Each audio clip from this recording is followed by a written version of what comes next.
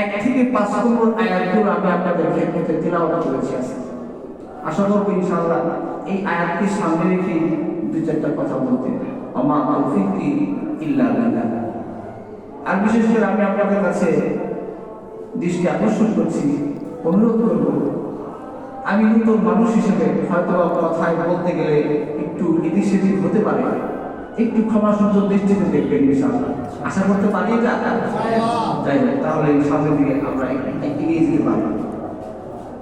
আল্লাহ পাক রব্বুল আলামিন এই সূরা রুমের 1 থেকে 5 নম্বর যে আয়াতগুলো, এই আয়াতের মধ্যে যে আলোচনাটা করেছেন, এই আলোচনা বুঝতে হলে আমাদেরকে আগে এই আয়াতের শানে নুজুল জানতে হবে।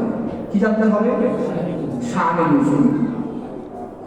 শানে নুজুল এটা তাফসীরের একটা পরিভাষা, কোরআনের তাফসীরের একটা পরিভাষা। সহজ বাংলায় যদি বলি তাহলে আয়াত আল্লাহ পাক রব্বুল আলামিন কোরআন যে নাযিল করেছেন, এই কোরআন কিন্তু আল্লাহ একদিনেই পুরো কোরআনটা আল্লাহর নবীকে দিয়ে দেন নাই। এটা আমরা জানি তো সবাই। আল্লাহ পাক রব্বুল আলামিন এই 30 পারা কোরআনকে দীর্ঘ প্রায় 23 বছরে আল্লাহর নবীর কাছে আল্লাহ হযরত জিবরাইল আলাইহিস সালামের মাধ্যমে পৌঁছে দিয়েছেন। 1 আয়াত, 2 আয়াত, কখনো একটা সূরা, কখনো একটা 2টা সূরা, এরকম ভাবে বিভিন্ন সময় প্রয়োজন এর হিসাবে আল্লাহ পাক রব্বুল আলামিন আয়াতগুলোকে নাযিল করেছেন, কোরআনকে নাযিল করেছেন। ঠিক যেই আয়াত যেই কারণে নাযিল হয়েছে, একটা কারণকে সামনে রেখে আয়াতগুলোকে নাযিল করা হয়েছে। ওই কারণগুলোকে তাফসীরের পরিভাষায় বলা হয় শানে নুজুল অথবা সাবাবিল নুজুল। তো যাই হোক, এই শানে নুজুলটা না জানলে আয়াতের বিষয়বস্তু বোঝা সম্ভব হবে না, বড় কঠিন হয়ে যাবে। এই শানে নুজুল প্রসঙ্গে বিশ্ববিখ্যাত তাফসীর গ্রন্থ তাফসীর ইবনে জারির তাবারি, ইবনে জারির তাবারি রাহমাতুল্লাহ আলাইহি লিখিত তাফসীরে ইবনে জারির তাবারির মধ্যে, যেটাকে সহজ বাংলায় বলে তাফসীরের তাবারি, এই তাফসীর বহু বড় একটা তাফসীরের কিতাব। এই তাফসীরের তাবারির মধ্যে যে ঘটনাটা উল্লেখ করা হয়েছে তা আমি আপনাদের সামনে পেশ করব। আমাদের নবী, বিশ্ব নবী হযরত রাসূল পাক সাল্লাল্লাহু আলাইহি ওয়াসাল্লাম যখন এই দুনিয়ায় আবির্ভাব ঘটে, সেই সময়, তৎকালীন সময় এই দুনিয়াতে 2টা পরাশক্তি ছিল। কি ছিল? পরাশক্তি, সুপার পাওয়ার। বর্তমানে পরাশক্তি আছে না?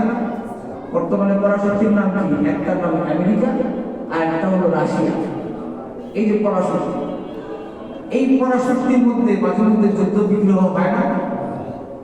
এটা নতুন করে বলার কিছু নাই। কিছুদিন আগে কয়েক বছর, এই বছর 2 হবে হয়তো, এই যে ইউক্রেন নিয়ে রাশিয়া আমেরিকার সাথে যেই যুদ্ধ, এটাতে কিন্তু আমরা বাংলাদেশের জনগণ কিন্তু রেহাই পাই না। আমরা যাই হোক, সেদিকে যাওয়ার সুযোগ নাই।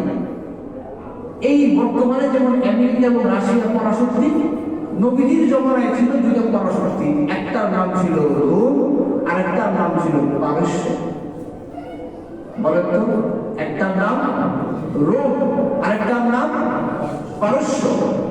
এই রোম আর পারস্য ছিল তৎকালীন সময়ের পরাশক্তি, সুপার পাওয়ার, যাদের সাথে যুদ্ধ করার সাহস তো দূরের কথা, চিন্তাও কোনো রাষ্ট্র করতো না, এত পরাশক্তি তারা। তো তাদের মধ্যেও এরকম মাঝে মধ্যে যুদ্ধ বিগ্রহ ঘটত। তো যখন যুদ্ধ লাগতো, তখন মক্কার কাফির মুশরিকরা এক দলের সাপোর্ট করত আর মুসলমানেরা আরেক দলের সমর্থন করত। তখনকার সময় ইতিহাসের কিতাবে, তাফসীরের কিতাবে যা আসছে, হিজরতের নবীজি 13 বছর পরে, নবুয়তের 13 বছর পরে নবীজি মদিনায় হিজরত করেছিলেন। আমরা তো সকলেই জানি। এই 13 বছর নবুয়তের, এই 13 বছর যখন নবীজি হিজরত করছেন, এই হিজরতের 5 বছর আগের ঘটনা। ওই সময় রোম এবং পারস্যের সাথে লাগলো যুদ্ধ। লাগলো কি? যুদ্ধ। কখন? হিজরতের 5 বছর পূর্বে। কত বছর পূর্বে? এই কথাগুলো মনে রাখতে হবে আমাদের। 5 বছর পূর্বে রোম এবং পারস্যের মধ্যে যুদ্ধ লাগলো। যখনই যুদ্ধ লাগলো, কাফির মুশরিকরা সমর্থন দিল